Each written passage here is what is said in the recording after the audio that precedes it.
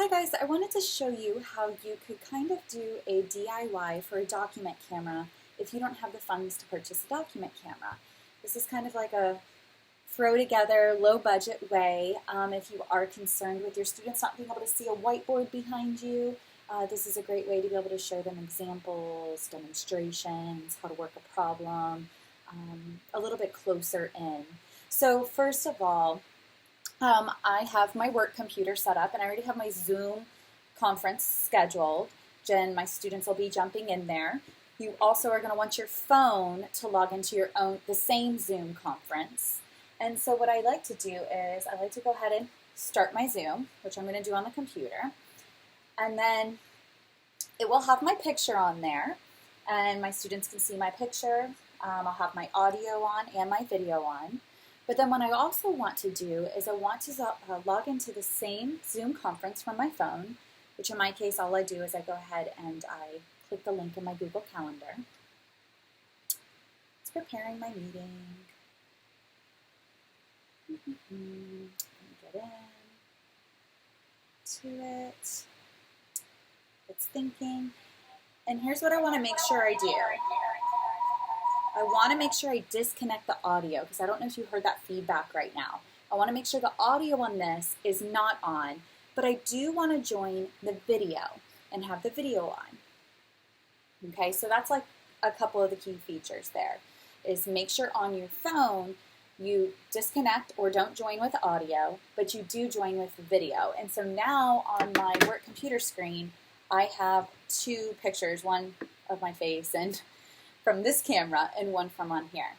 Now here's where the fun can begin, is we want to kind of make a DIY document camera. How do we get this showing down so I can show my desk area right here? And there's a few different ways of doing this. I mean, you could go totally low budget with some cans of beans, and all you want to make sure you do is you flip your camera around in the settings in the Zoom, so that way it is not looking at you. We want it looking at the table. And then you can lay your phone on some cans of beans. And what the students will see is if they click gallery view, they will see your face and they will see my work table right here, my surface. And so if I had a worksheet, I could write on my worksheet and show them the steps while they're also seeing my face. Okay, that's one way. I personally like to use a whiteboard though. So I have one of these and I'll post a link to Amazon in the comments. But I like these just like El Cheapo whiteboards. You may even have one floating around in your cabinet, but I like to use that. So I'm going to place my cans on top of that. And now I have a surface where I can write, I can work problems, and I can solve, okay? Now because of the camera view I have, when my students are on the Zoom, they'll be able to see it the correct way. It won't be flipped or reversed or anything. It is a little awkward to work around the cans, so I wanted to provide you a few other options. If you don't like the cans, you can also use these I think are called Whitmore storage cubicles. They look like this. They come like, I don't know, in sets of 6 and 12 and stuff. So I just built it with 3 sides, but you can lay that on top of your whiteboard or your surface. I don't know if you can see this. But what's really cool about this is all I have to do now is take my phone, lay it on top over the square, and I can do the same thing, working my problem. Now I have a light directly shining on this, so I am getting a little bit of a grid view.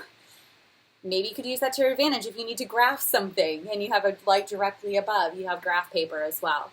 I personally don't like the shadowing that happens with this, but it's nice because you have all this usable space and you don't have to work around any cans. So you would have to play with your lighting, get rid of that lighting, and now their grid view is not going to be there. Even cheaper than these, right now you can find locker shelves. And locker shelves will be like in the back-to-school supply aisles of Walmart and Target. And a school locker shelf works really good for this. Or if you have a selfie stick laying around, I got an El Cheapo one from Amazon selfie stick. You can connect your phone into the selfie stick, and this is going to do the same thing. This one happens to have a tripod on it, so I could open up, oh, that's the remote. I could open up the tripod and stand it.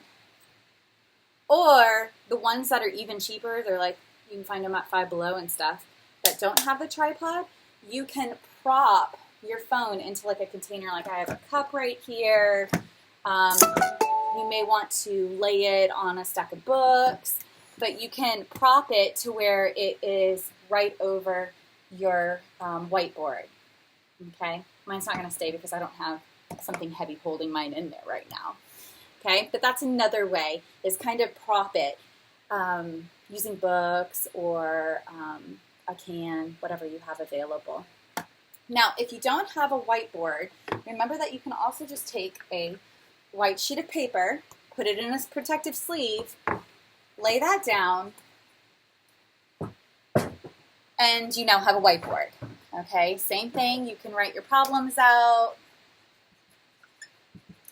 and have your students solve them. And of course, this would be over it, showing them the view in the Google Zoom or in the Hangout. So I wanted to kind of just give you ideas. I will post some links to those Whitmore cubes if you want to use those, a locker shelf if you're interested in just getting a El Cheapo locker shelf to do that, and to the whiteboard if you're interested as well. So just a couple quick little ideas.